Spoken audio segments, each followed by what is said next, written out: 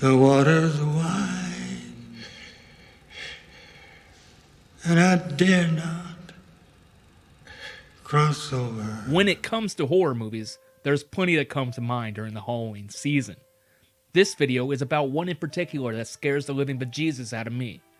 Directed by Jay and Silent Bob's very own Kevin Smith, you would expect a movie with more of a comedic tone to it. 2014's Tusk, starring Justin Long and Haley Joel Osment, has some comedy to it. I mean, it's about a guy getting turned into a walrus. That's a funny idea, but when you add a touch of realism, that idea becomes absolutely terrifying.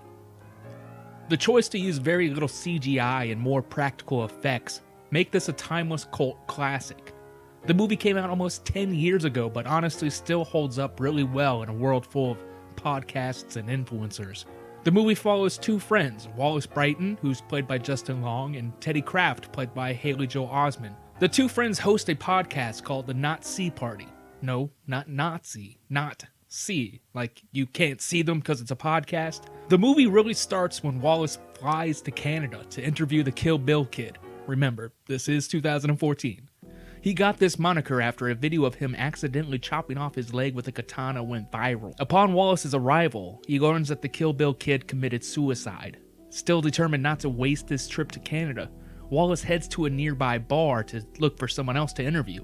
This is where Wallace finds a strange ad offering free room and board and a guarantee to hear interesting tales. In return, they just need to do some chores around the house. Thinking this is the perfect opportunity to make the best of his trip, he heads to the house of Howard Yu, a retired Navy seaman who is bound to a wheelchair. Howard prepares some tea and begins to tell a story of how he got lost at sea and was rescued by a walrus he named Mr. Tusk. As he tells his story, Wallace rudely interrupts him and acts very vulgar. As he behaves this way, Howard is strangely calm. As the story goes on, Wallace becomes more and more tired. Seemingly drugged, Wallace passes out from the laced tea. The next morning, Wallace wakes up to find himself strapped to a wheelchair and struggling to speak and move. This is when Mr. Yu enters and fabricates a story about a spider biting Wallace knocking him out. They also show that Wallace is now missing his leg due to the rushing poison of the spider. It's pretty clear that Howard is lying, and it mentions that Wallace's phone was smashed during the panic when the doctor came by. During dinner that night, Howard reveals his true plan to fit Wallace into a human centipede-esque walrus costume to recreate his experience he had with Mr. Tusk. Somehow, Wallace manages to get a hold of his phone late one night and call both his girlfriend and his best friend. Neither of them answer because, well, they're together. So Wallace is forced to leave some haunting voicemails while his best friend and his girlfriend get it on.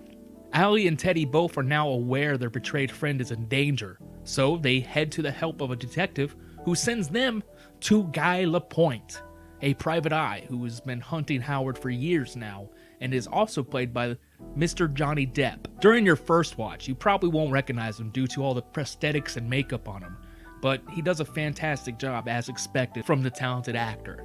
While this is going on, back at the mansion, Howard continues to mutilate Wallace. He sews Wallace to a walrus costume made of human flesh. He also fits Wallace with the tusk made from the bones of his severed legs. While he changes Wallace into a monster, we learn more about the monster behind this. Diagnosed with mental illness and put into a home after his parents' death, Howard was physically and sexually abused for years by the clergy who fostered him. This left Howard with a deep distrust and hate for humans. It's here that Howard begins to condition Wallace to think and behave like a walrus. Howard also reveals that shortly before being rescued, he killed and eaten Mr. Tusk in order to survive.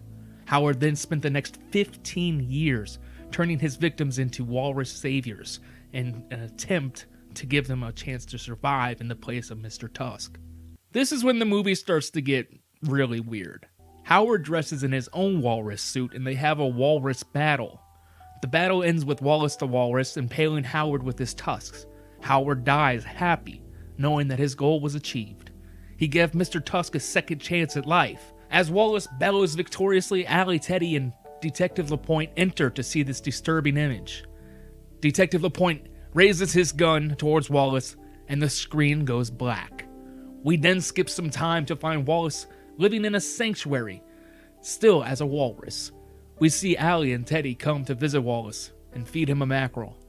Allie tells Wallace that she still loves him, and the movie ends as Wallace the Walrus cries from hearing this, implying that there's still some human left in that animal. If you haven't seen this movie, or it's been a while since you gave it a watch, I highly recommend giving Tusk a chance this Halloween season. Thank you so much for watching. I'm Mick Berger. Happy Halloween, and laters on the Minjay.